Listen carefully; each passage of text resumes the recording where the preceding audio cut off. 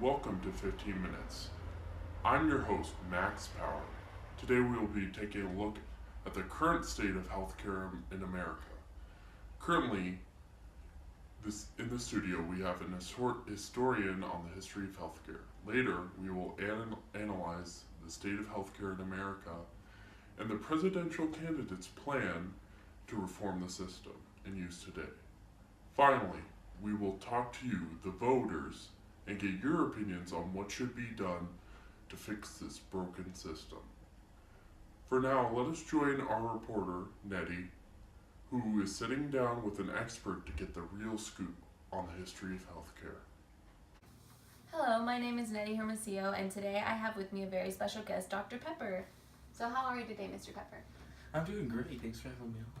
Yeah, and I'm sure many of the people in the audience would like to know, as well as myself, when did organized medicine start in America?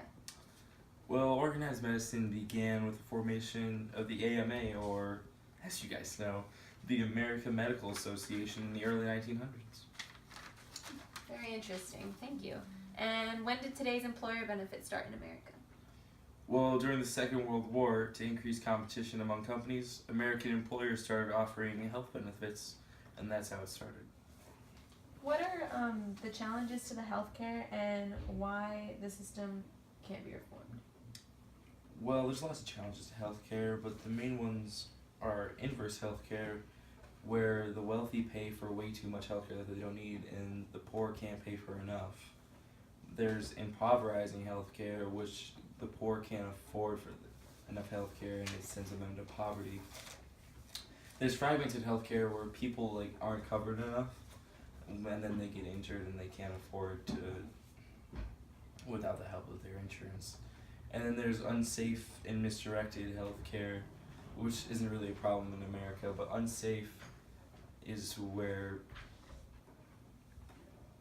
the practices that the healthcare system uses aren't safe for their citizens, and misdirected healthcare is when there's not enough emphasis on being safe, hygiene-wise, and preventing disease. Okay, and unfortunately that's all the time we have for today, so thank you for being with us, Mr. Dr. Pepper. Oh, it was a pleasure. Thanks for having me. Okay, back to you, Max. Thank you, Nettie. Coming up on the show, we take an in-depth look at what should be done going forward after these commercial messages. Oh, hey there. Don't mind me. I'm just throwing some firewood, you know. Oh, God. That shit really hurt. Are you tired of constant head pains? Do you feel like you need something better than Advil? Well, see if fluconazole is for you.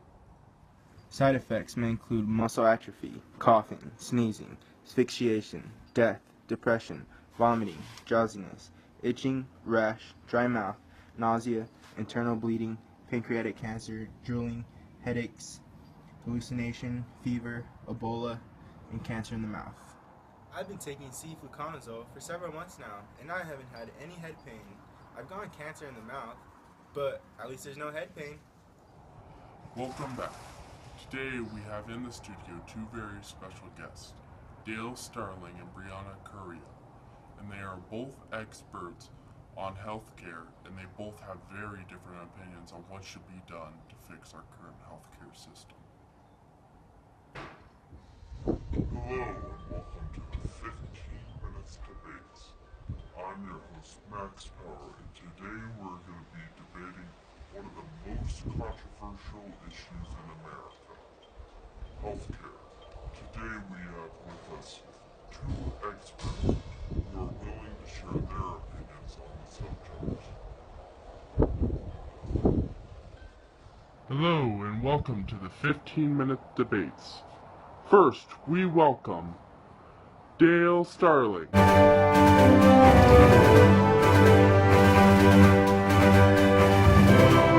And last but not least, we welcome Brianna Correa.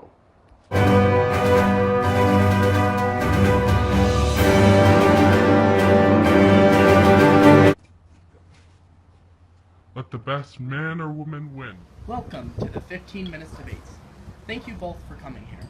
But first, let's start off with Dale Starling. How would you summarize your stance on government-regulated healthcare? Well, personally, I think that the government shouldn't intervene with healthcare itself as much as it does today. Here in America, we are a free enterprise system. We've been a free enterprise system for the last 200 years since the birth of our country. We have the most advanced healthcare in the world, but I don't think that could continue to go on if we had the government continue to regulate into our healthcare system. Thank you, Dale. Let's now go to Brianna and see what she feels about this. How would you summarize your stance on this controversial issue? Well, in my opinion, I believe that in America we should have national health care because the poor people in our country can't afford the health care like the rich people. Had much better health care, they'd be more likely to go to hospitals if they got injured. With poor people, they couldn't afford it, and that's what causes more deaths in America. I believe that health care is an essential right to the Americans that the government owes us. Thank you, Brianna. Now back on to Dale. Dale, why do you feel like less government control would be a better thing for America? Well, it's just too expensive. Like I said, we can't afford to pay for everybody that needs health insurance in this country. It's way too expensive with our $19 trillion debt. I don't think it would be possible. In fact, it wouldn't be possible unless we would want to tax our taxpayers around 80%. We just couldn't do it. We are not a socialist country. Like I said, we are a free enterprise system, and we prosper through the works of private companies mostly, and we would have to do that through health companies as well.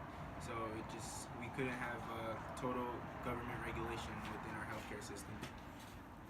Thank you, Dale. Okay, now Brianna, tell us why you believe that more government regulations on healthcare would be beneficial to the Americans in this country.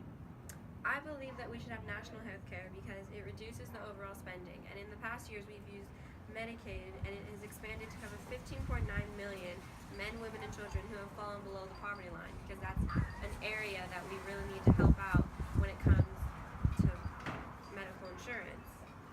And also, some of the deaths in this country, we've estimated 20 to 45,000 deaths a year are due to the lack of health insurance that they have, because they can't afford it like how rich people have their private and other stuff. Poor people can't afford to go through that kind of situation and still come out without bankruptcy or loans or bills or anything. Okay, thank you, Brianna.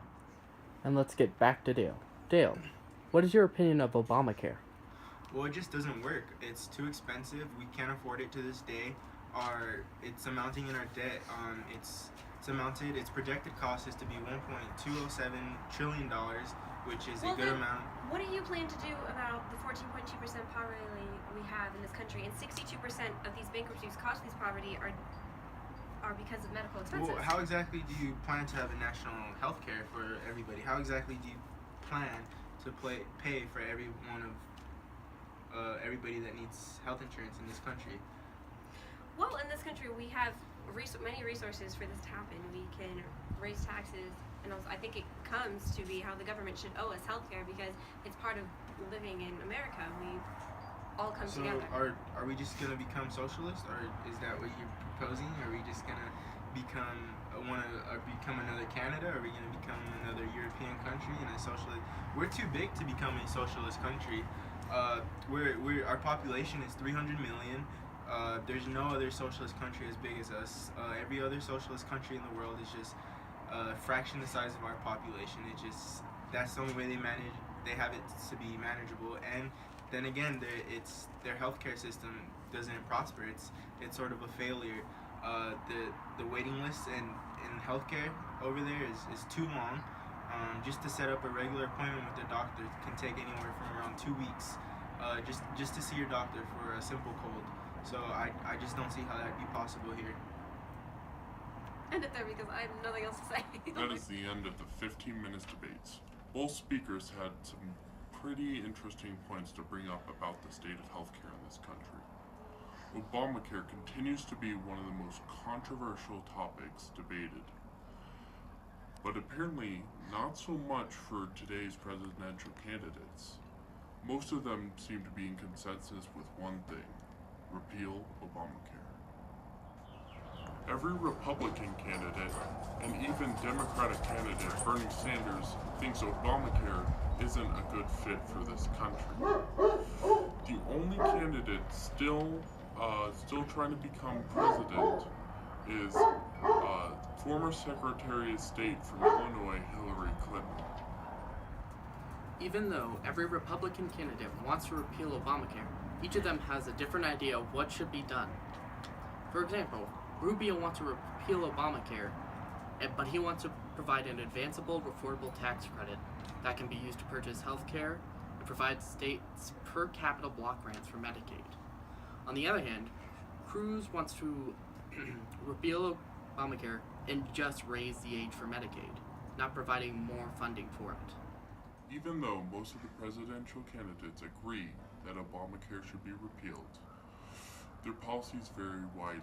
It could be anything from Bernie Sanders' plan to provide Medicaid for everybody in the country, or it could be like Ted Cruz's plan to repeal Obamacare and also increase the minimum age for Medicare.